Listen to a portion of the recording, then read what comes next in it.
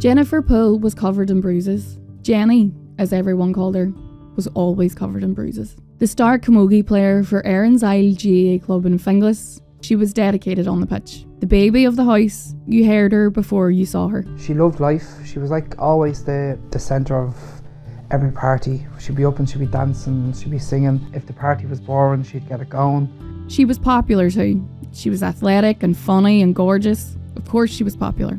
Her older brother Jason said for all her dynamic energy, she had a quiet side and she kept a lot to herself. This became a lot more apparent when she told her parents at 16 that she was pregnant. The family were in shock. Jason, who's a teacher in the local school, thought her life was over, or at least on pause. As a teacher, I was like, that's it. She's not going to do the leaving cert. She's going to be at home minding the baby, but that was the complete opposite. 3 weeks after Jennie gave birth to her daughter, she went back to school. She would get up through the night to feed her baby, and then at 7 a.m. would get up and go to school.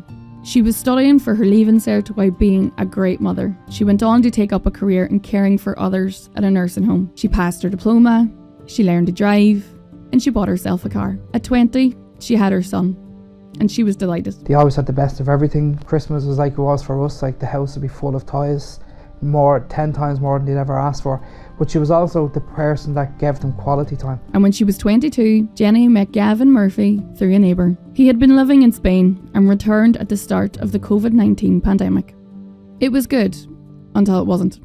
It starts slow, because coercive control usually does. Gavin would say that Jennie's friends and family didn't like him, which was true. Jason and Jennie's other siblings thought he was cocky and he was rude. He didn't make an effort to speak, and when he did, it was to contradict someone else. He couldn't say anything. He knew something better, or he was better than, everyone else. She began to see her friends and family less. Gavin would tell her to send the kids to her parents' house, but she should stay with him and keep him company, because they didn't like him anyway. Jason said there were signs that the family missed. As a happy family, they had no experience of control or domestic violence, and they didn't know what to look for.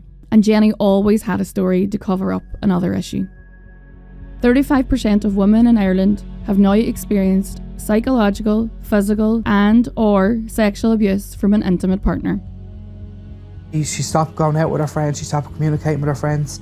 Our house key went missing off the door of our family home. She'd go to collect our money.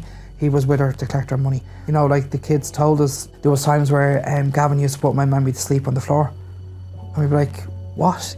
So she was presenting to A&E, and when she got to A&E, she was having to collapsing. They had kept her in hospital, done all of these tests. They had put like a chip in her heart, thinking that there was a problem with the heart. But in actual fact, he was assaulting her at home and putting her unconscious, and the kids were seeing this. In 2023, there were almost 29,000 contacts with Women's Aid. 40,000 disclosures of abuse have been made, including 35,000 disclosures of abuse against women and almost 5,000 disclosures of abuse against children. It all came to a head eventually. A window was broken, a TV was smashed. Jennie told Jason and the rest of the family that she had ended the relationship. She had removed him out of the home, and she had packed everything, and he was gone. I remember saying to her, you need to look after yourself and your kids. They're your number one priority, not him. Jennie still didn't tell anyone about the violence. She didn't even criticise Gavin Murphy. She had looked like someone who had been dragged to a brush for like a few weeks. Like he had literally stripped her of everything, and she was exhausted and she looked exhausted. On the 17th of April 2021, the sun was shining and Jennie said that she was taking her kids to the beach in Wexford. Gavin phoned her that morning and asked could he use her shower because his was broken. She said yes, and when he arrived they argued and she left. She told Gavin Murphy to be gone by the time she came back. An hour later she returned to the apartment to get swimming gear for her son. Gavin Murphy was hiding behind the hall door when Jennie walked into her home. He stabbed her 7 times. He cleaned the knife, he jumped over the balcony, and he left. Jennie Poole was 24 when she died in her hallway. Her son had heard everything from the stairs. Since 1996, 275 women have been killed in the Republic of Ireland. 63% were killed in their own homes, and 55% were killed by their partner or an ex-partner. Almost 9 in 10 women knew their killer. Gavin Murphy pled guilty and was sentenced to a life in prison. He had never lived in Spain. He had been serving a sentence in Mountjoy before he had met Jennie. He had a history of violence against women and had previously been jailed for 2 years for attacking his former partner and her mother with a knife.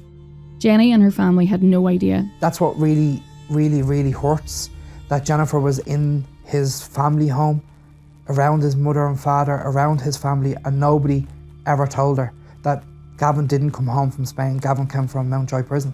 In England and Wales, Clare's law, also known as the Domestic Violence Disclosure Scheme, is a police policy giving you the right to know if your partner has an abusive past. No such scheme exists in Ireland.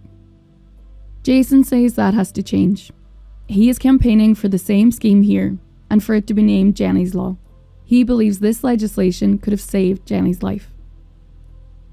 Legislation for this scheme made its way through the last Oireachtas, but dissolved with the Dáil. The new Minister for Justice, Jim O'Callaghan, said he believes that where a person is convicted of a serious criminal offence, there is an obligation on the state to ensure that that information is available. Jason has not heard from Jim O'Callaghan since he became the Minister, and he fears the idea for the legislation will disappear. But for the Poole family, their spark has disappeared.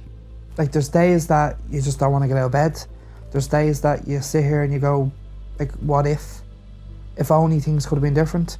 If only she hadn't been let down by the system. Jason identified Jennifer's body for the family and says he will never be the same. Nothing is the same. Like, we do things to keep memories. We might do things that, like at Christmas or Easter or Halloween, they're the big things that Jennifer loved, you know? So we try to still celebrate them.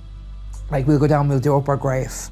And the kids will go down, they'll do up stuff, or they'll make cards, or they'll make gifts. They've lost their world, you know, and particularly when they're in school and it's Mother's Day, or there's, you know, those type of things where, you know, they don't have that card to bring home to their mommy.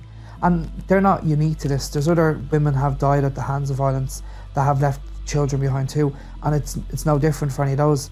But it's hard to continue to go. It's hard to get up every day. Like, my mum, my dad, they're broken. There were dozens of injuries on Jennie, old and new. The post-mortem report, there was more injuries, old injuries on her body. Like, there was something like 88, 90 old wounds on her body that was still visible in the post-mortem report that wasn't consistent with that day. You know, bite marks on the back of her legs and all of these things that just couldn't have happened that day because everything happened so quick. But we're all there. So she was living in fear, but she was being tortured. An Garda Síochána responded to 65,000 domestic abuse incidents in 2024, which translates to 1,250 incidents every week.